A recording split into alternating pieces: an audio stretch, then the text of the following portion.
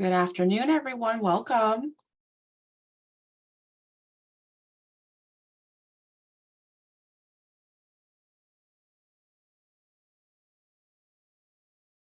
We are just going to give folks a few minutes to join, so sit tight and we'll get started soon.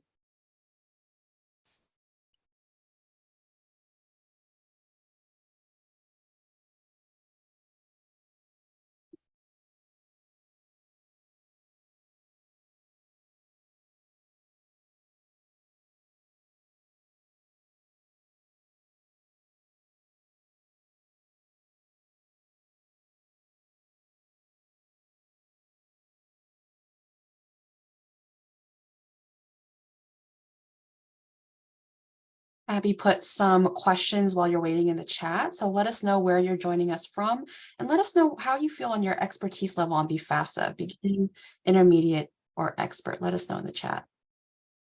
Great seeing you all.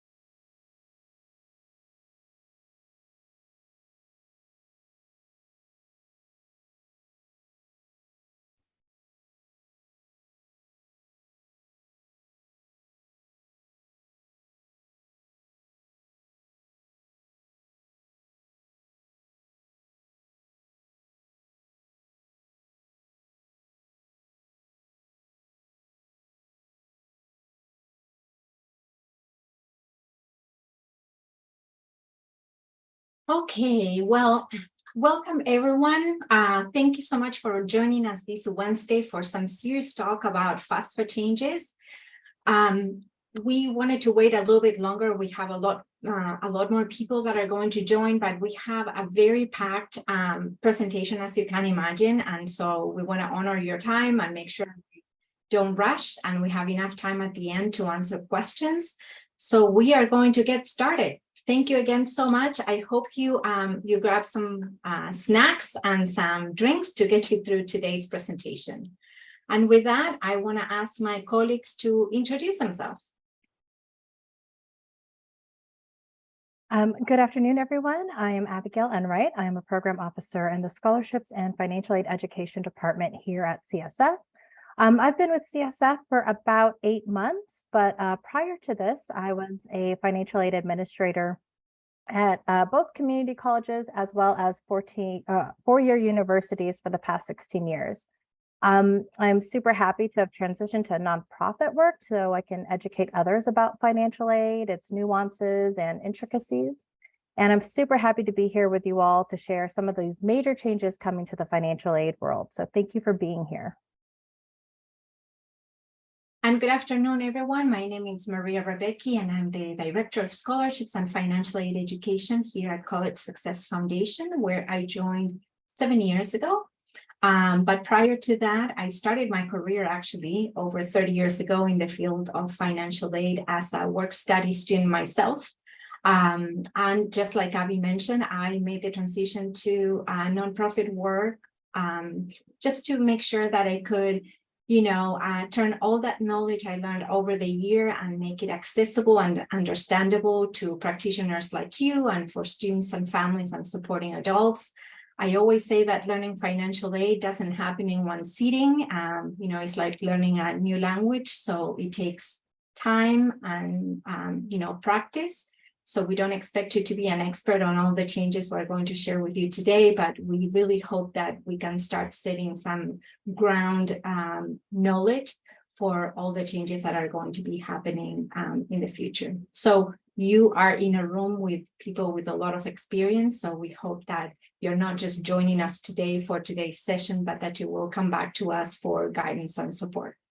And with that, I'll pass it back to you, Trim. Hi, everybody. My name is Trang Tran. I'm the Program Manager of Resources and Training with the Program Engagement Initiatives team. So I support our AmeriCorps program and our College Bound Regional Officers with their work.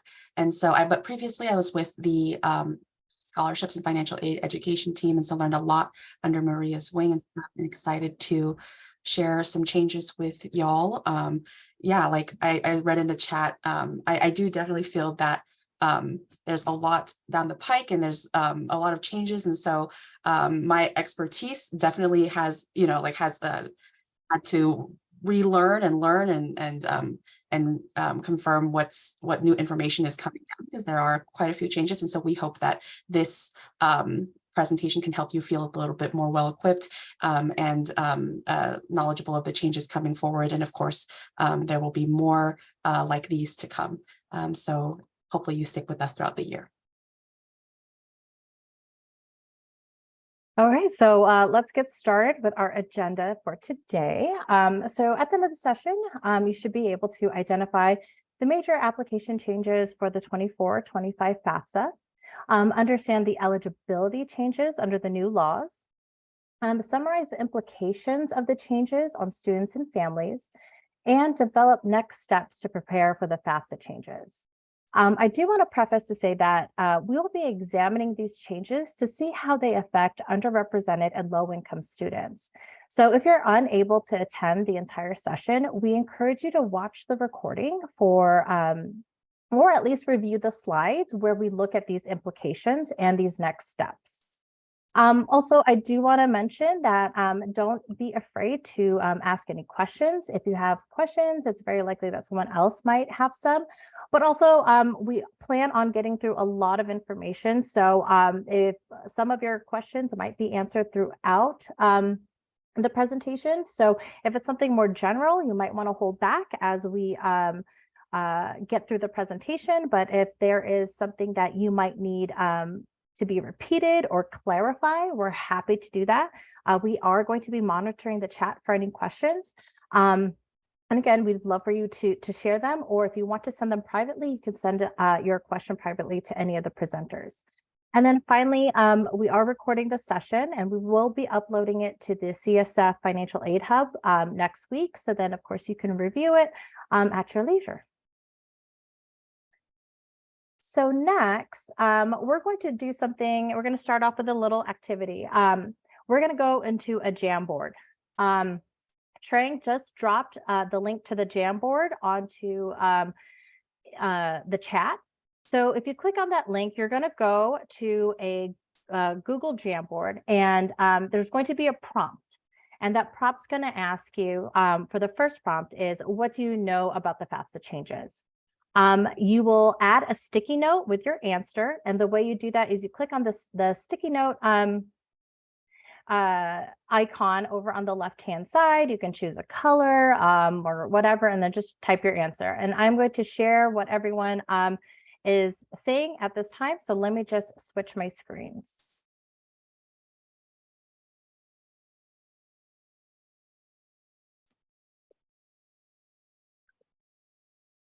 Okay, so I do see some folks getting straight to it. There's no more EFC. Yes, if there's a new name that we'll be getting to. The opening date is changing. That's going to be huge. I see a lot about the launch date. I know that for a lot of you that do a lot of programming about FAFSA completion, that's going to be huge. And then also all contributors need to get an FSA ID. So it sounds like a lot of you actually have been attending some of the webinars that have been happening and kind of know what is coming down the pipeline. We are going to be using this Jamboard later on for the second prompt. So I'm glad to see that everybody is able to use it. And I think a lot of these we will be going over again and maybe a little bit more in depth. So I'm really excited to see that folks do know something, and that kind of helps out in terms of us explaining a lot of this content to you all. So With that, thank you again for participating. We're going to do another prompt later on, but for now, let's switch back to the presentation.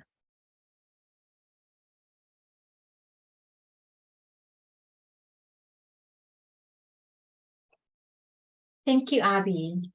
So what we will be presenting today, yes, is big picture, but there are a lot of smaller pieces that will need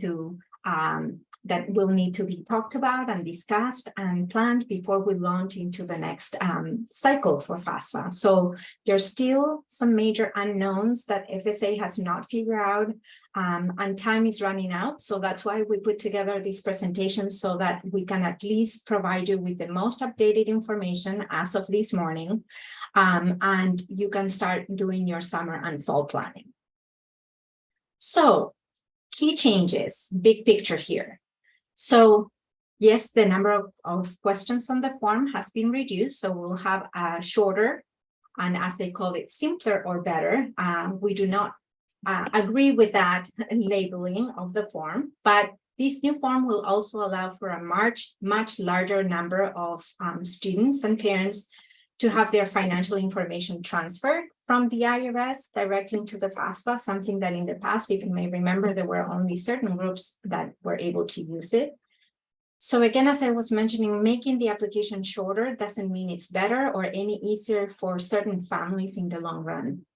Colleges may respond with new document requirement, as some of these questions have been removed from the form, but still information that financial aid offices need in order to create financial aid award letters. So again, yes, students will see less questions, but it doesn't mean they will not have to respond to them in some form at some point. And we don't know what these repercussions will be for institutional aid awarding. So for those schools that don't ask, for example, for the CSS profile, that asks a lot more questions than FAFSA, we don't know what that is going to look like. But we're going to remain curious and see and wait for answers. Next is that the FAFSA will be a strictly role-based form. So when the student logs in, they will only have access to the student questions. When a parent or spouse logs in, they will only have access to the questions that pertains to their role. Only when the final contributor, and we're going to go over all this new language in a little bit. So when the last contributor finishes their section, will the form be able to be submitted. For this reason, going forward, each person will be required to secure an FSA ID and complete their own sections. There's also a new definition of which parent information should be reported. So that is also a change from prior years. Next is the EFC, or expected family contribution. Will now, as many of you have said in the Jamboard, is changing its name to Student Aid Index. And in a way, is to better reflect that this number is an indicator that colleges can use to determine the need level for the student. We think that the language in the past was confusing and stressful for families, seeing that expected family contribution, but in the end, it's going to function in the same manner. Apart from this new name, the federal aid formula will now generate a negative SAI, or Student Aid Index, which will allow states and institutions to more easily identify those students with the highest need who might qualify for institutional and state aid. But it will now also use family size and poverty, federal poverty levels. And we'll go over all of these items in depth in a little bit. Next is there are going to be a few changes in the area of need analysis formula. And for those of you new to financial aid, this may be lingo, but it's just pretty much the formula used to calculate a student's need. So one of them is that the removal of the number of family members currently in college from the eligibility calculation. Another item is that it will add consideration for the student's family's makeup, size, and income, and it will be calculated using federal poverty tables to determine eligibility for the federal Pell Grant. And last is the Federal Student Aid has announced that the form will now open in December 2023, but they haven't provided us with a specific date. So we know it will be sometime in December. So it's moving from October 1st to sometime in December. So it's going to give us a little bit of time to prepare other areas, but then there's going to be a very short turnaround time to really have these forms completed and for financial aid offices to be able to review student aid reports, which is also changing its name, and creating financial aid award letters.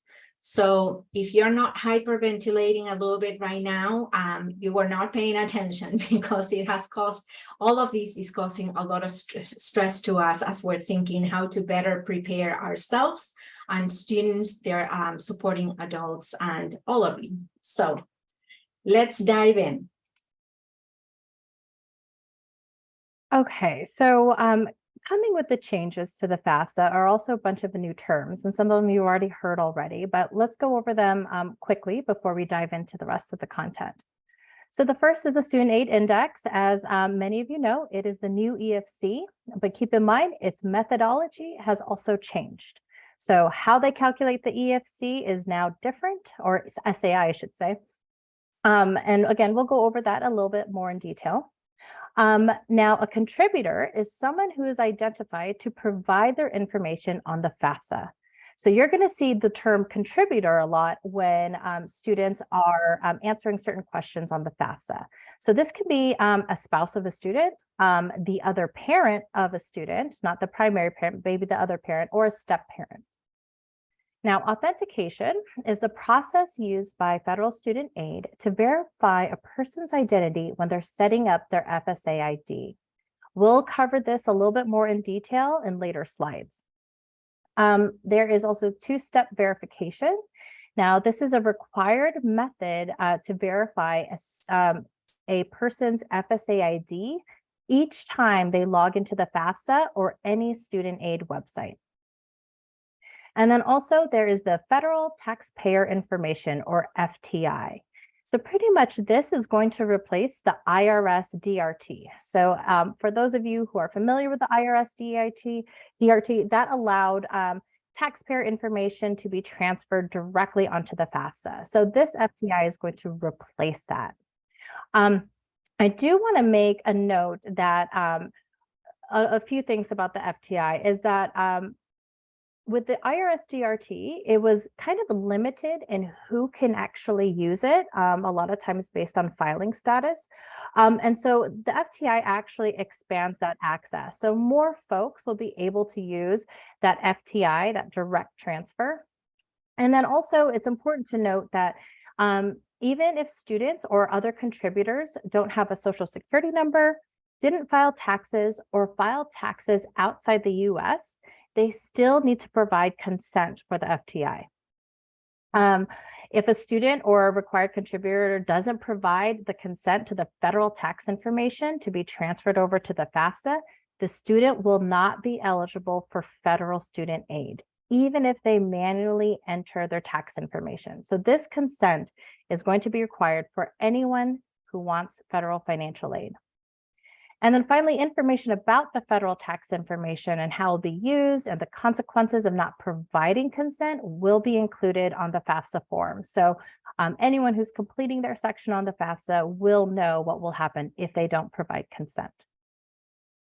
And then finally, the last term is the financial aid direct data exchange. This is also included into that consent when people are consenting to the federal tax information, but it also states that their information, their federal tax information, can be shared to post-secondary institutions to determine financial aid eligibility.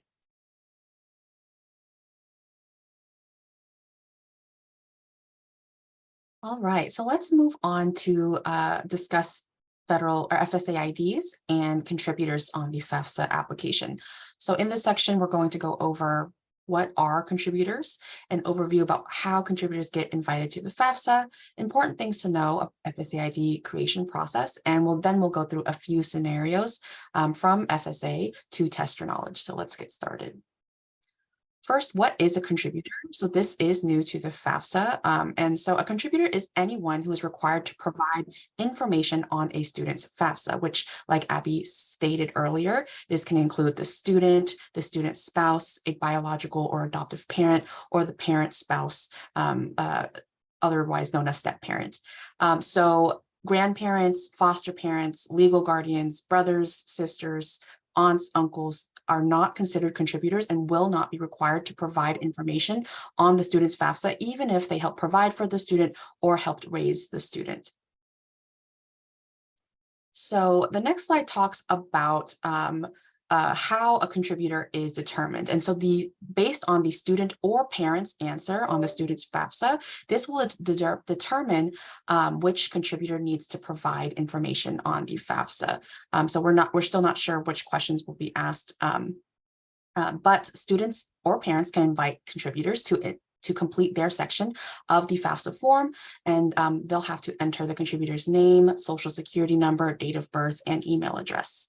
Contributors have to provide financial information on the FAFSA form, but FSA states that they are not financially responsible for the student's educational costs. This is not a change from years past. This is actually quite the same.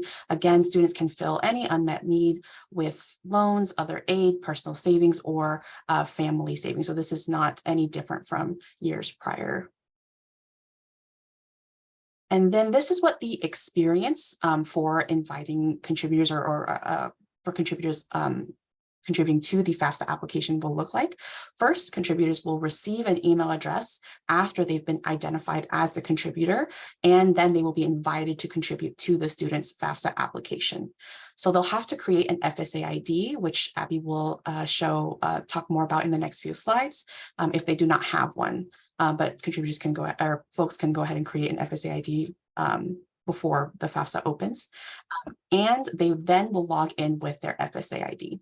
The contributor will review the information about what sections they need to complete on the FAFSA form, so any instructions, and then they will provide required information on the student's FAFSA application.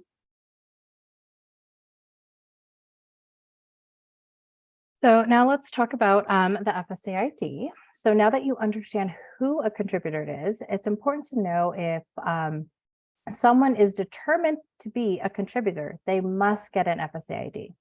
So again, this could be the student, parent, other spouse, step parent, and for independent students, maybe their spouse.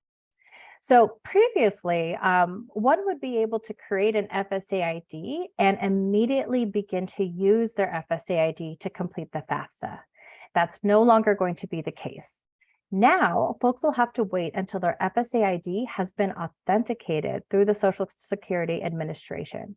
So this process is pretty much something that is being done right now. It's just kind of at the back end, but now they're putting it at the front end. So when you sign up for an FSA ID, your information, date of birth, name, and social security number gets screened to make sure that you are who you are. And now this process is going to take up to 5 to 7 business days. So folks have to be mindful that of this waiting period, right? Particularly when you are thinking about FAFSA completion events. So folks aren't going to be able to sit down, create a FSA ID, and immediately do the FAFSA. So there is that waiting period, and then once that has been verified and authenticated, folks can start completing their sections of the FAFSA. One major change in the FSA ID is folks without a social security number will now have to get an FSA ID. Currently, they can't, but starting 24-25, they will be required to get one. Now, the exact details of what this will look like hasn't been released by the Department of Ed, but there is an indication that a taxpayer ID or ITIN number might be used. We do anticipate that in late summer, we'll be able to get some more guidance on what that experience looks like, what that information that they are collecting will be for folks that don't have a social security number. So please, continue to come to our training so we can definitely let you know what that looks like in late summer. And then finally, there is going to be the 2-factor verification, as I mentioned earlier when we were talking about the new terms. So for each login to the FAFSA, every person will have to go through this two-factor verification. And let's go over that right now. So the two-step verification is currently in use.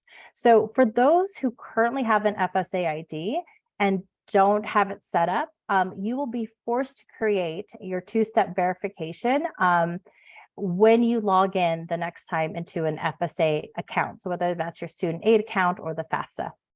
Now, the two-step verification is just really another layer of identity protection by using codes being sent to the user's email, phone, or even an app to access the federal student aid websites.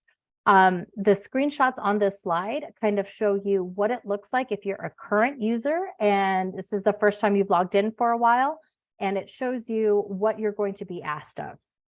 Now, this process of sending the codes will be required each time a user logs in.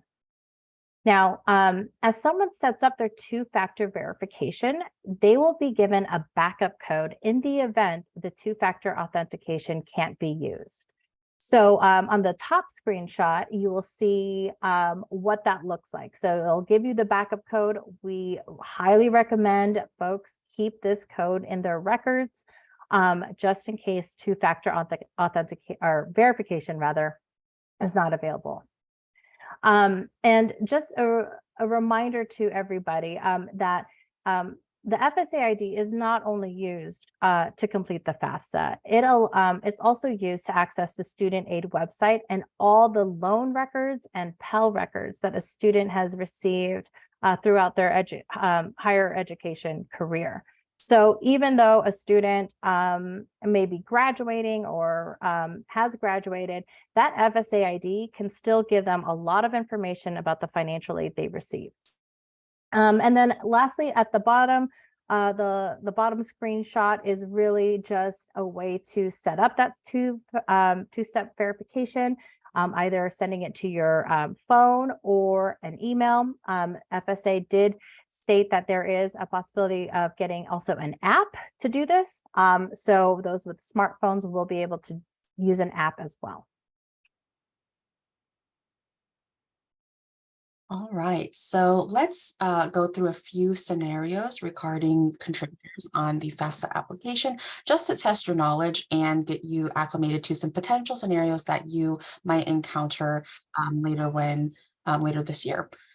So the first slide, I'll read the scenario and then I will launch the poll. Meet Anna. Anna is a high school senior who plans to attend college in fall 2024.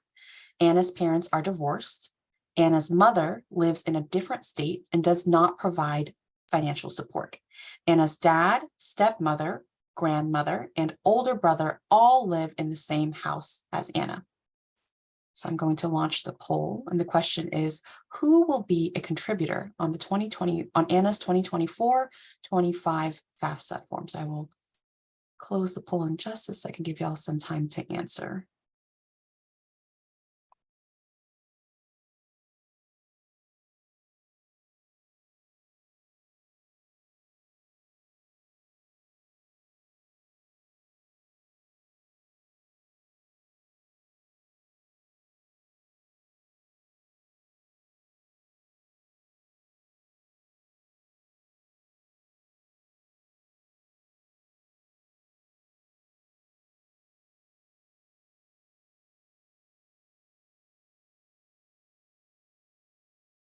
We'll give you about 15 more seconds.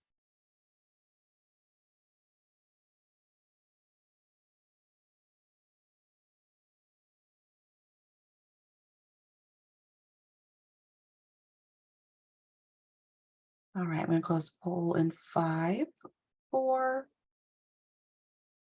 3, 2, 1. Thank you for all who participated. I'll share the results and share the correct response.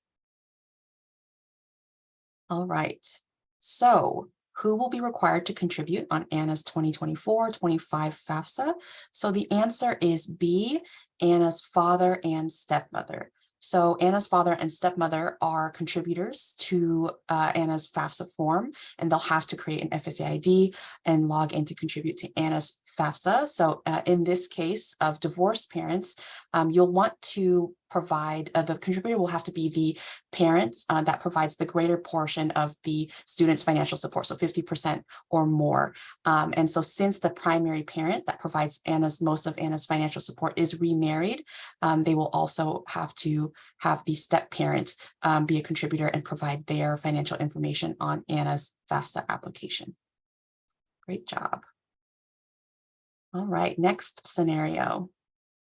So meet Eric, Juan, and Jamie. Eric and Juan live with their child, Jamie, who is a sophomore in college in fall 2024. When Jamie fills out the 2024-25 FAFSA form, Eric and Juan are identified as contributors. Juan filed a 2022 federal tax return as married, filed separately. However, Eric did not file a tax return due to low income. So the question is this statement true or false?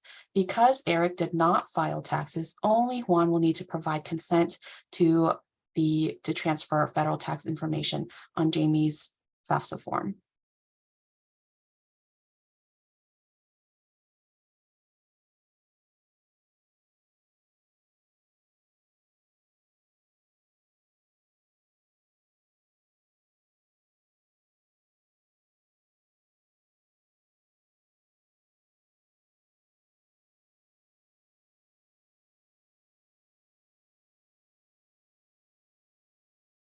Give you 15 more seconds.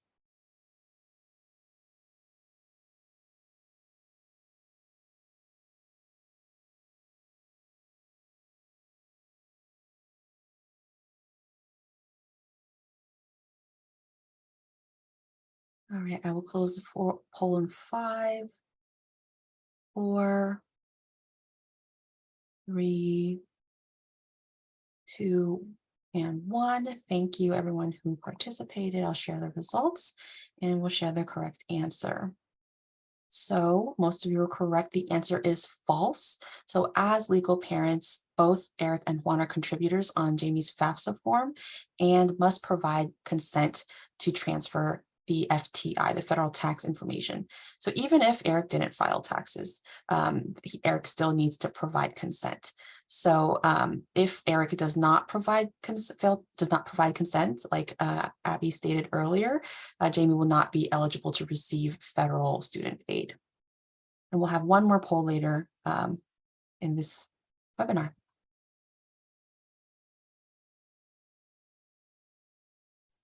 Thank you, Tran. Okay, so let's dive in and start looking at the changes to the FAFSA questions. So, as I mentioned, there are several changes coming to the new form. The significant reduction in the number of questions is the most salient one. The paper form has an entirely new look and has undergone a significant reorganization, but we've gone from 108 questions, if you remember, to 36. And there will be the mobile application will no longer be available. There is also an increased number of schools that students can include on their FAFSA. So if you recall, in the past, students could include up to 10 schools. Now they will be able to include up to 20 schools. Then there is a demographic survey that, if you remember last year, it was optional, but as of next year is going to be mandatory. And there's going to be questions about race, gender, and ethnicity. And they have moved it from the very end, if you recall from last year, to the student demographics section of the form, which is sort of at the beginning, right? They're not going to use these answers in any way to determine aid eligibility. And these responses will not be sent to any state agency or colleges listed on the form. But there's always the concern, right, that this information is in a federal form, and there is history and precedent to how information has been used in the past. So it's something for us to keep in the back of our minds. So next, students will no longer have to answer the housing plan questions, right? Remember if they were living on campus, off campus, or with parents.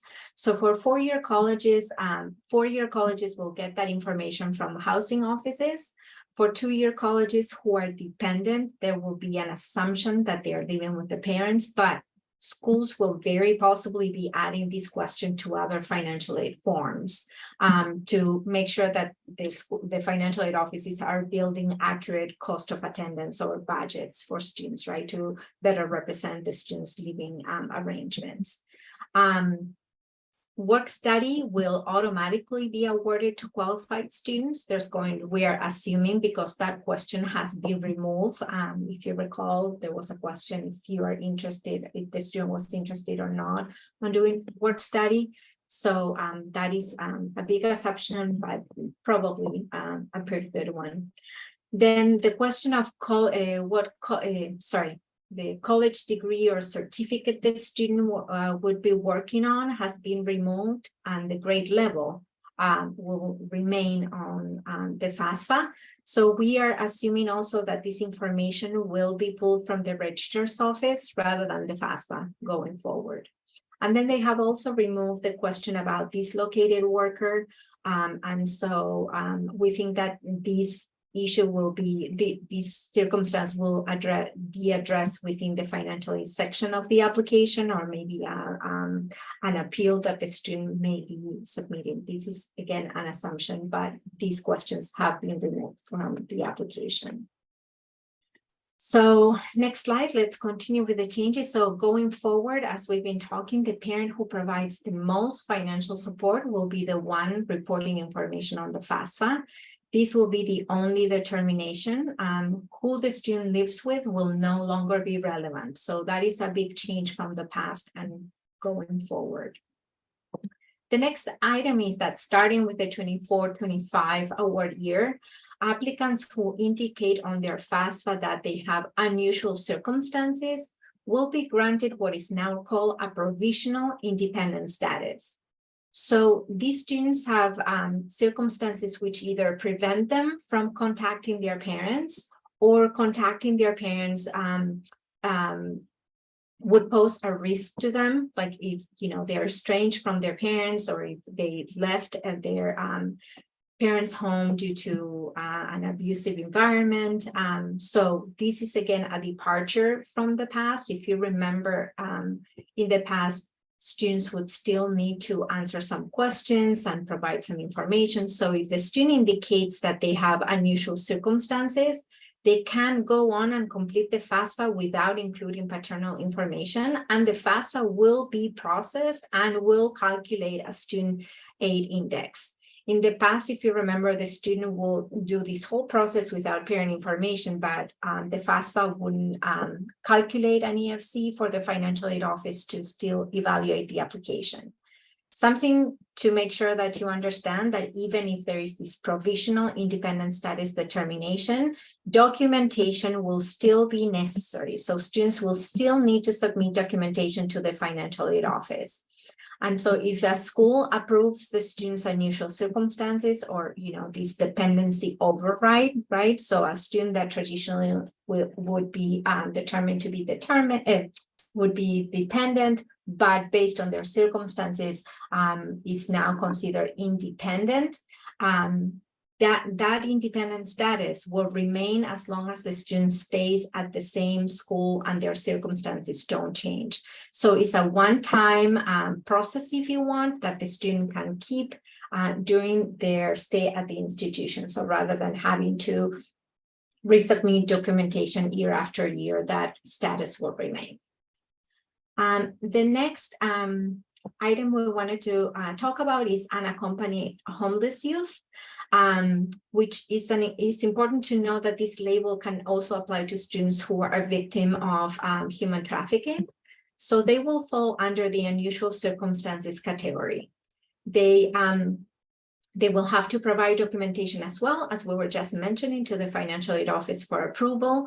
And the good news again is that that determination will also carry over year after year and will not have to be re-verified within that same institution. And last is the special circumstances, right, that will continue to relate to families with changes in income or expenses. So, so these are sort of the different special circumstances and unusual circumstances or appeals that we have talked in the past, but here you have the actual language and how it's going to be treated. So that's going to remain in place, and schools are required by law to accept appeals and have the responsibility to review them. They are not obligated to, accept special circumstances appeals, but they have the responsibility to accept them and review them. Okay, next slide, and sort of last one in terms of FAFSA question changes. This relates exclusively to financial information. So all students, parents, and spouses, regardless of whether they file a U.S. tax return or not, will be required to check a box that grants the IRS permission to transfer any data they have, right, that the IRS possesses directly into the FAFSA. If no information is on file with the IRS, then there will be specific messages that will be included in the student report, or the FAFSA submission summary. I need to learn my new language, right? To indicate, what their person's status with the IRS is. So all contributors providing information on the form must grant permission, or the student will not be eligible for any federal student aid. It's this consent we've been talking about. Something to mention here also. So supposedly everybody now will be able to use these the federal tax information. We don't really have clarification in terms of what happens for families that maybe need to input information manually. So we are assuming that these will be an option, but we don't have the details. So we can't really give you specifics about that. And even families or individuals that do not file tax, if the IRS doesn't have information about the individual filing taxes, that information will still be reported, and an individual may need to follow up with the financial aid office. Next is that families with an adjusted gross income of $60,000 or higher will be required to answer questions about assets on the form. By the same token, any family with a 60,000 or less of income will not have to report any assets. So they will be answering even fewer questions. Child support received will now be considered, will have to be reported as under an asset, and under the asset section, excuse me. And then families with small businesses and farms will have to report the net value if they're making less than $60,000 a year. So as you may recall, small businesses and farms were not reportable in the past. Now moving forward, if the family makes $60,000 or more, we'll have to report it under the asset questions on the form.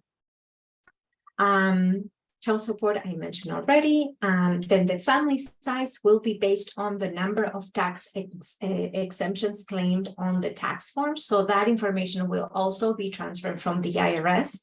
But we know that sometimes the household size is different from the number of exemptions. So that information families will be able to manually update on the form. There is also the removal of untaxed income that is not reported on tax returns.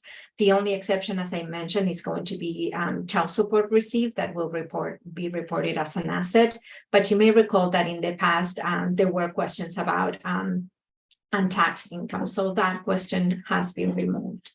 And the last piece I wanted to mention here, oh no, there are a couple more, sorry, is the removal of 529 plans information owned by grandparents, uncles, aunts. So anybody that is not the student or the parent. So any gift money paid on the student behalf, veteran benefits, workman compensation, all that untaxed income is removed.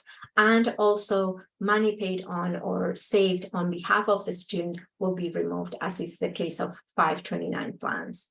And then the last item is the removal of taxable work-study earnings. The student will not have to report, but the schools now will report that information to the Department of Education, and that information will be used differently.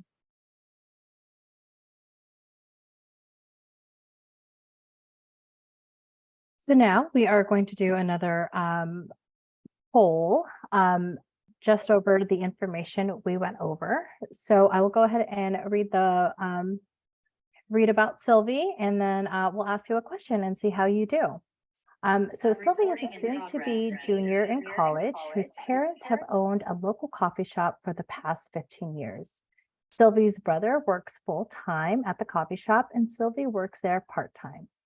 For the past 2 award years, Sylvie has received the Maximum Pell Grant Award based on a low expected family contribution, or EFC.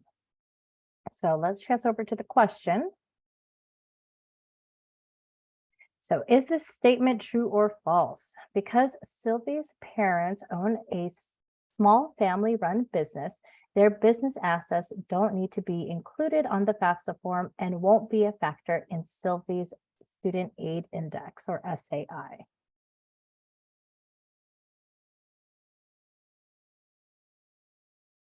So we'll give you some time to answer the question.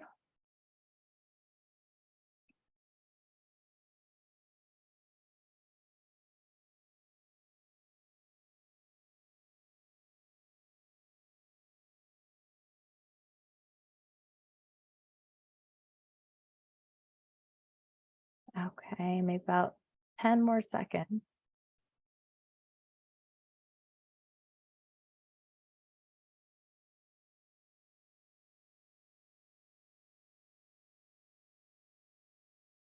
Okay, and I think we can go ahead and close the poll. And the answer is false. So for the 24-25 award year, the family small business will no longer be excluded from the asset section of the FAFSA. Now that may affect Sylvie's Student Aid Index and Pell Grant eligibility. So now we are going to transition into financial aid eligibility changes. So a lot of this we've already talked about, but I think it's important to mention some of the information a little bit more deeply. So the next 2 slides contain some eligibility and awarding changes. This may not pertain to everybody that's attending, but it might be useful for folks who are currently working with current college students or are working at a college. So for example, some of our college coaches, this might help you out when you're helping students with their financial aid eligibility. So from the beginning, we've been talking about the EFC changing to the SAI. Along with this change, that methodology and how aid is determined is also updated. So a student's SAI is going to be based on a number of things like their dependency status on the FAFSA, state of legal residency, parents' marital status, whether or not they were required to file, the family size, and the adjusted gross income in comparison to the federal poverty tables. Now, a student's SAI can be negative, but keep in mind a negative SAI does not necessarily mean additional financial aid. A negative SAI really just allows schools and states to identify particularly needy students. This could be super useful for a lot of institutions and states who want to award institutional or state aid to the neediest students first. One example that I could think of at the top of my head is the Federal Supplemental Education Opportunity Grant, FSEOG, that is supposed to go to the most neediest students first. And one way schools can help determine someone who is the needier students is through that negative SAI. One of the major eligibility changes also is that, and I believe Maria mentioned this earlier, is that students with siblings in college will no longer get a discount on their SAI. So currently with the EFC, they get a discount, and I'll kind of go into that in a little bit. So really, this means that some students may be losing eligibility for their financial aid. So overall, students with siblings in college could be negatively affected, while students without siblings in college may not see any difference, or they might even experience a positive change in their eligibility. Now, keep in mind, incoming first-year students may not feel any impact since this would be the first time they're applying for the FAFSA and getting financial aid. But those that are currently in college and have siblings also in college may notice this change. So this is something that if you have the opportunity to speak with current college students who you know have siblings in college, begin having that conversation that you might lose financial aid for the 24-25 year. It'd also be a great idea to also reach out to financial aid offices to see if there are any options to kind of make up any gap for losing a portion of their financial aid due to this change in the calculation. Now, one thing that is different with the eligibility changes is that a student could still qualify for a minimum Pell Award. So currently with the EFC, there's a cutoff. It's about like 5,400, 5,500 EFC, you get cut off, you're not eligible for the Pell Grant. That's not how it works with the new formula, and I'll kind of dive into that in the next slide. So the SAI won't work like that. So let's actually take a look at the different ways that schools are going to be awarding Pell. So under the FAFSA Simplification Act, there are changes to Pell Grant awarding in general. But first, let's start with the new formula to awarding Pell Grant. So first, it will be determined whether a student qualifies for the maximum Pell Award. So you're probably looking at those folks that would have a 0 SAI, negative SAI. Those would be your maximum Pell folks. And then if a student doesn't qualify for the maximum Pell, that's when they start taking the SAI into consideration. We won't go into exactly how that SAI calculation is during this one, during this presentation, but we might later on, we'll think about it. But if a student still doesn't qualify for the Pell Grant under the SAI, then they are considered for the minimum Pell Grant award. Now, this process is far more complex than looking at a chart, an EFC chart, to see what someone qualifies for. So financial aid award offices are going to have to adjust in kind of doing this new way of awarding Pell, looking at maximum Pell eligibility, then the SAI Pell eligibility, and finally the minimum Pell eligibility. Another new thing about the Pell Grant awarding changes is the changes in proration. So as many of you know, colleges award the Pell Grant based on a full-time status. So when a student isn't full-time, their Pell is prorated based on their enrollment level, and that would be considered a 3/4 time status, half-time, or less than half-time status. These enrollment levels were actual percentages of the Pell award.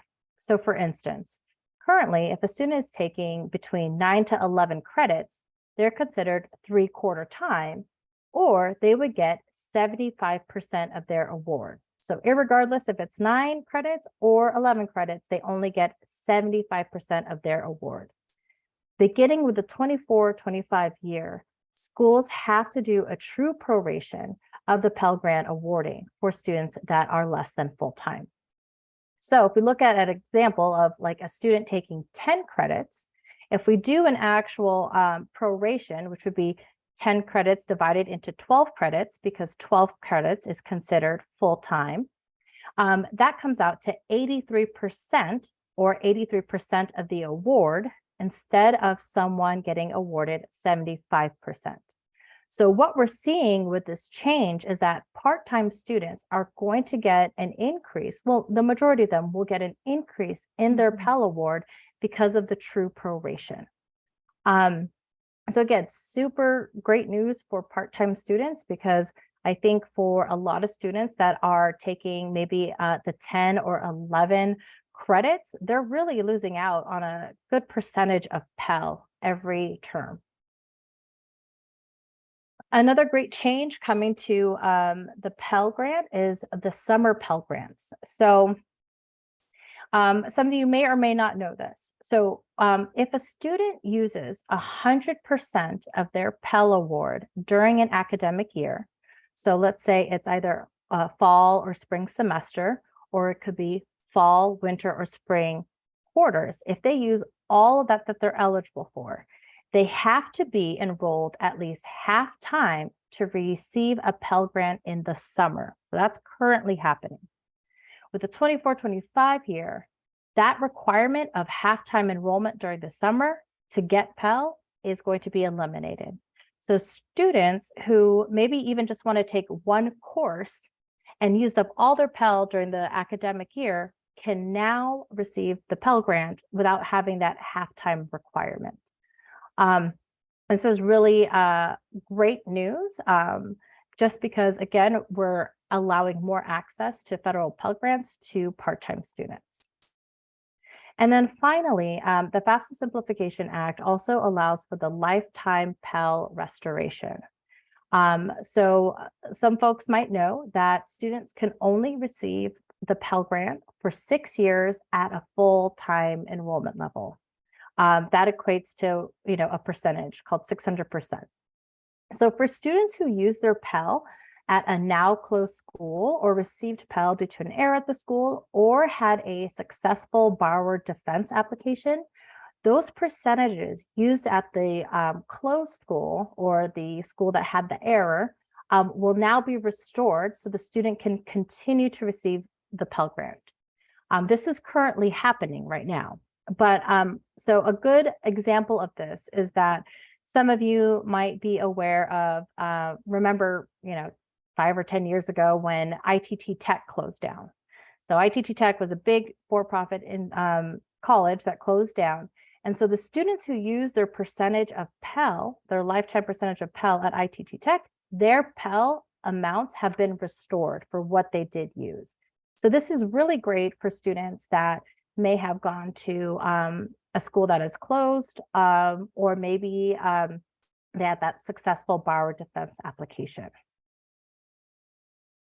So now that we've gone over a lot of those Pell awarding and eligibility changes, we want to talk about implications. So I'll hand it over to Maria. Thank you, Abby. And okay, take a deep breath, stand up, stretch your legs and arms, drink some water.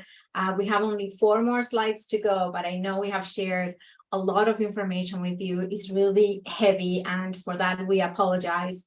We know that the topic of financial aid is overwhelming. But as we mentioned in the beginning, we are excited to share with you, what other organizations have not offered on their FAFSA training so far, and that is to break down for you the implications of these changes for your work. And we know that we have today some of you that are working with high school students, but we also have some of you that are working with college students, and so the approach may be a little bit different. So after this short section on implications, we also are going to provide you with some recommendations for planning your activities. Okay, so yes, when you hear better FAFSA, we will say that it's good that now students will only answer 36 questions, and that going forward, more and more families will be able to transfer their tax information from the IRS, which will reduce confusion and stress over tax information needed. And those with the greatest need will see an increase in need-based aid eligibility. However, I'm quoting my colleague, Abby, technology is advancing, but technology equity is not. And that's at the crux of what we're seeing with these changes. So with that said, and based on the fact that this is all we know so far, we are pretty confident in saying that complexity increases, especially for the communities of students that College Success Foundation serves, and that is low-income students, immigrant students, undocumented students, youth of care, unaccompanied minors, right? Those students are still going to continue to be affected. The processes, the paperwork, the relieving their circumstances or their trauma, gathering documentation, that is not going away. It also continues to create barriers and put some communities at risk with the kind of information that this form is asking them to provide. So let's review in what ways these show up, these items that I just mentioned showed up. So the delay in opening the cycle until December 23 will reduce the amount of time that you have to work with students on their applications. This in turn will also give financial aid offices a very short window of time to produce award letters, making the decision-making process of where to attend much more difficult. And we worry that students are going to start making decisions without having a good understanding on the financial aid money that they can count on. So they may be agreeing to attend a school that will not be offering enough financial aid for them to attend, or good financial aid for them to attend. Next is the issue of, additional stressors, right? I mean, we've been seeing the hesitation or anxiety that this form causes on students and families, and that is not going away. For one, we know that undocumented parents will also be required to get an FSA ID, but we don't know how, right? So this is going to add another layer of hesitation to complete the FAFSA. So those students that are U.S. residents or citizens themselves, but their parents are not, now the parents may really feel very uncomfortable putting their information again on a federal form. We do not know how, but we do suspect that undocumented parents may be asked to use or get an ITIN number, which is individual taxpayer identification number, in order to get their FSA ID. As we mentioned before, parents and spouses, they will all now have to play a role, and we have all experienced the reticence in the past from parents and many times step parents. So it may get a little bit more hairy with these new changes. The distrust over federal and government sites, as I mentioned in the past, right? And so again, we have this federal form, the mandatory use of the IRS transfer tool. So, again, adding more layers. Next is, clear guidance on which parent information to provide. So that's, the one that provides the most support, which in many instances can mean the one making the most, right? So that's another item to keep in mind.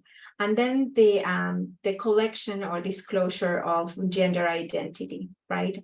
Especially in states that have very clearly come out with restrictive or oppressive laws. So we need to think about what kind of conversation we're going to have with students around this topic. The next item we wanted to mention is, again, every contributor needing an FSA ID and the two-step verification, and how can this be impacted by to those communities without access to internet, email, or phone. And we're thinking not only, but also thinking about rural communities, right, that may not have access to technology. And then the parents' availability to complete their section on the FAFSA, right? That can really delay their completion or doing it in a timely manner. And so what is this going to mean for students as well? Okay, I think I have, we're continuing with the implication for the eligibility changes. Right, am I in the right slide? Yes, sorry, sometimes I get lost. So one thing to think about, right? In the past, the EFC, as we have mentioned, the EFC would be divided by the number of siblings attending college. So this will no longer be the case. So for example, in the past, a family with an EFC of 6,000 and 2 students in college would have been split between the two. So the EFC would have been 3,000 for each child. Now going forward, there will be no split. So family planning may be an important talking point for us going forward, right? So for example, families with students who are 7 years apart will be less affected than those with students that are 1 or 1.5 years apart, right? In the resource slide of this presentation, there is an article called The Complication with Financial Aid Simplification. It's a great article, and it contains examples and a calculator, sort of a simulator, that shows family income and number of family members in the household, and the type of college the student may be attended that you can play with. So it will show you how much a student will gain or lose in federal and institutional aid based on these elements I just showed you. So if we have time today, and you want to, we can do a demo, but if not, I invite you to go and explore that article and that slide, because it's very eye-opening, really. Next, as we mentioned, also from now on, families with small businesses or farms will have to report their net value as asset. So this again may affect students' eligibility as well, especially those that are low income. We're going to see an increased need in appeals. Remember that we can always provide you support, right, with that piece, and that we have a section in the Financial Aid Hub dedicated to appeals.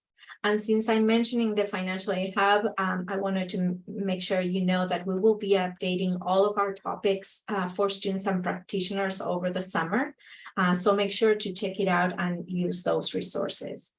It will also be educational to wait and see how financial aid offices adapt to all these changes, and more importantly, what type of institutional awarding practices and policies they employ.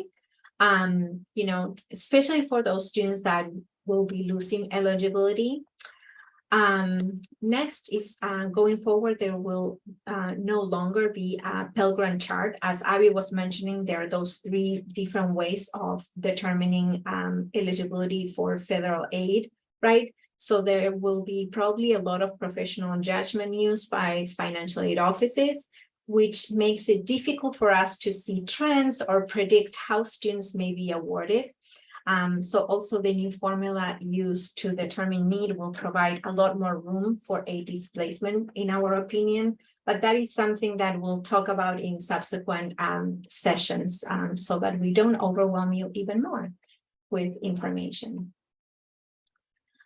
Okay, so what is it that we don't know yet? So we don't know the exact date of when FAFSA is going to launch. Supposedly the following year, we're going to go back to October. So this December adjustment is just for this year. It could be December 1st or it could be December 31st. We don't know. And something for those of you working at CSF, keep in mind that these will coincide with the launch of our scholarship deadlines. So we're having some discussions about potentially moving it, but we are not sure we'll be able to do that.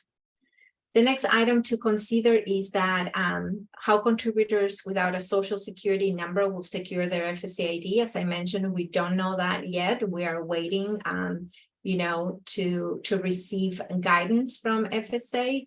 And as we mentioned also, we suspect that the ITIN will be involved. And then third is, in what cases students will be allowed to manually enter information, right? Versus using the FTI from the IRS. So again, we're waiting on specific guidance. And last, we have some planning recommendations for you. So this is for planning summer and fall activities. Meet with your teams and develop an advising strategy. Think of your marketing or promotional materials. if you supervise a group of staff, gather around and think how, for example, are you going to advise a student who is transgender and has applied to colleges in states that have very clearly come out with laws that hurt this community of students. Develop an institutional message to be consistent and to keep students safe and whole. This is very important. And in a less extreme example, if you want, you should also have this type of conversation about college costs, which I know we do all the time, but I didn't want to miss the opportunity to put it out there, right? What do we prioritize? What does your organization prioritize? Attending any school at any cost, or a school with a healthy and sustainable financial aid offer. These are very important, philosophical items to put in place for your team and also for your work. Continue to educate yourself on matters of FAFSA and WASFA if you are in the state of Washington, which we have learned from WASAC that is going to mirror the FAFSA. So the changes that we see in FAFSA will be reflected on the WASFA, but also on all topics financial aid. So please never hesitate to reach out to our team for support and guidance. We are here to support you and your work. There's close to 50 years of combined financial aid experience in this team. Again, as I mentioned, we expect additional guidance to come out in July or late July, early August. So we will schedule a FAFSA changes part 3 in late summer. So keep an eye for that announcement. Next, also, please remember that you will now have you will have to have a separate FAFSA and FSAID events. You can start working with students and families right now on obtaining FSAIDs throughout the summer, and also start identifying those students that may need to submit petitions and start putting those petitions and documentation together. And especially for students who are in college already, they will have to learn a whole new process. So start working on your messaging and training right now. Don't wait until December because that's when, or November, because you're a month away from FAFSA launch. Start now. If you have a relationship with financial aid offices, reach out, offer support. Our team has already done so to see how we can support them, not maybe necessarily with the work, but with messaging, right? So find out what their expected timelines and processes might be so that you, again, can help them communicate that and set the right expectations for students. And then if a student or required contributor doesn't, nothing, that is nothing. I am done. I have some notes that I was supposed to move to another slide. So these are our planning recommendations. Next, we want to share with you some ways of connecting with us, where to email us, how to make an appointment with us using bookings, and also visiting the Financial Aid Hub for information.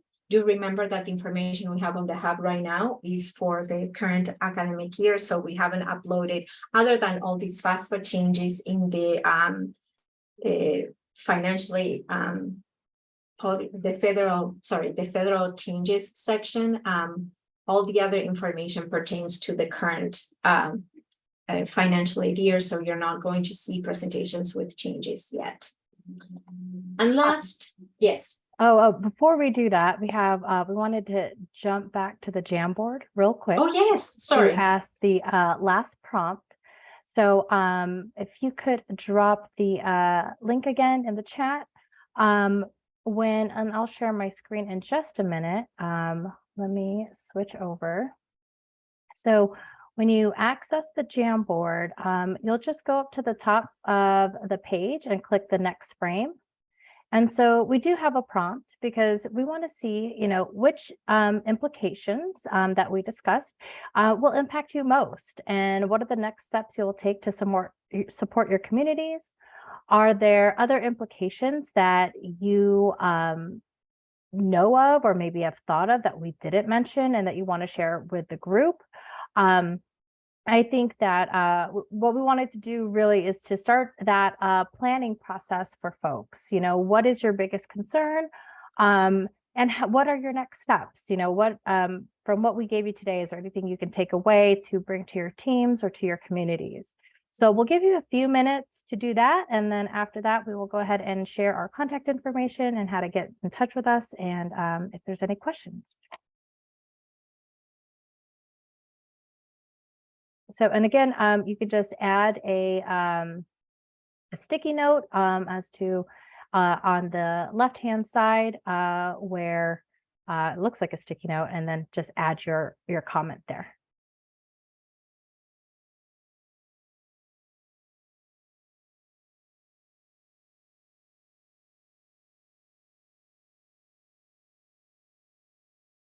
Okay, and I see some of them coming in. So definitely one of the big things, of course, is the creation of the FSA ID for undocumented parents. That is, you know, going to cause even more hesitation. So, you know, getting that messaging out as soon as possible would be great. A big thing is getting each contributor to complete their section. So, you know, I think currently, at least when I was in college, I was able to do my parent section just by myself and, you know, do everything on their own. And now it's really going to be reliant on everyone doing their part. And so what if a parent is too busy, you know, to do their part? You know, having those conversations with families saying, you know, we want to get this done as soon as possible, especially because of the opening date being later than normal. I see training volunteers. Definitely, there's going to be a new way of doing the FAFSA. So if you are doing FAFSA completion events, you need to be sure that you're training folks, even folks that have been helping you out for years. Definitely make it mandatory that they receive new training, because we do want folks to be fully trained and ready to help with FAFSA completion, you know, in December. And can I add something, Abby, to what you just said? If you have attended one of our sessions in the past, you have heard me say this, so I'm sorry I'm repeating myself, but I don't think I can emphasize it enough. Bad information passed on to students is worse than no information, because the work of cleaning up poorly filled out FAFSA is worse than not having a FAFSA on file at all. So make sure to train your staff and train yourself. And believe me that despite the years of experience and in this field, we still find ourselves going to the source and consulting with our colleagues, because sometimes, you know, the regulations are really complicated and confusing. So, you know, I cannot emphasize enough how important it is to provide accurate and timely information to students. Thank you, Abby. Yeah, definitely. I think we have a lot of great things. We do want to save this for everybody who did attend, so you can have it as well. So if there's anything you do see on the screen that speaks to you, or that you want to maybe do as well, and you're also welcome to continue to use the link to add anything that you want to add later on. That's great. But you know, these are great things that you all are thinking about, and hopefully that helps you in your planning efforts to get the word out on how this new FAFSA will affect students and, of course, the communities that you serve. So with that, I want to switch us back over to the presentation.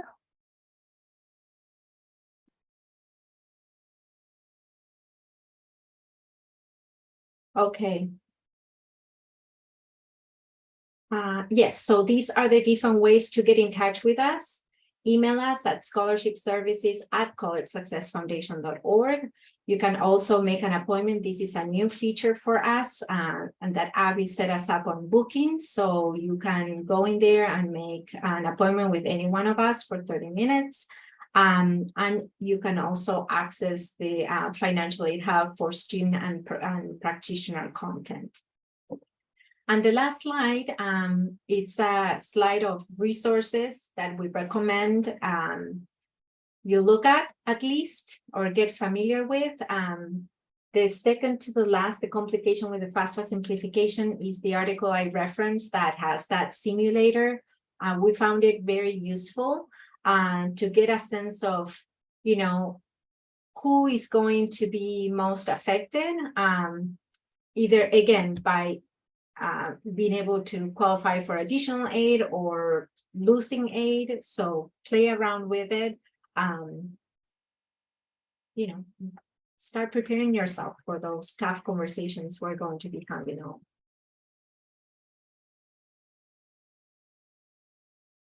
The PowerPoint, Kayla, will be shared with all of you, and it's also going to be uploaded with the recording to the Financial Aid Hub next week.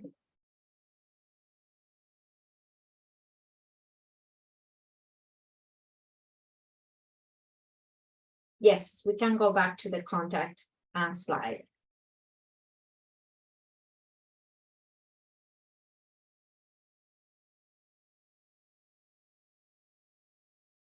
I am so happy to hear that this has been mostly helpful and not very confusing.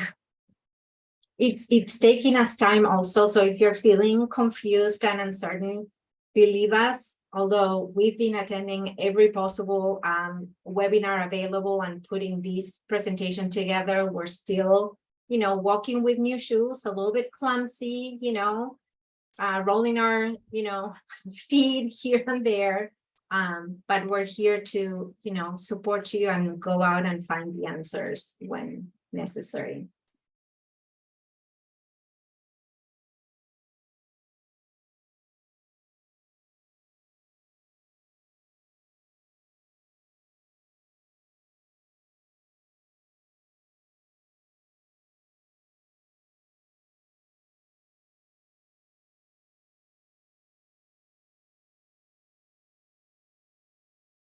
There is a question in the chat if we Oh. will have another FAFSA presentation in the future. Yes, we plan to, especially after the Department of Education or FSA does their preview of the FAFSA. So we will definitely want to share that information with all of you. I think, again, that's just going to help all of us transition to this new era of financial aid. Yeah. So more to come, definitely.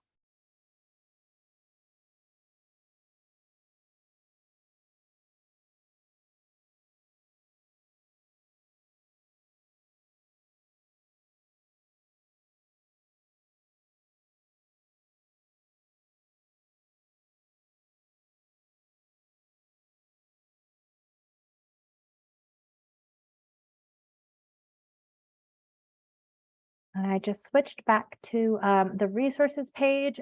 When we do send this out, the links for all of the resources will be there. I know right now they're just not there, but at least you can get a sense of what resources will be on there. And I think I just want to plug again the complication with FAFSA simplification. It's a great way to at least visualize and see how certain students will be affected by these changes, especially those with, siblings in college. So a great tool for a lot of the current college students who'll possibly be losing aid.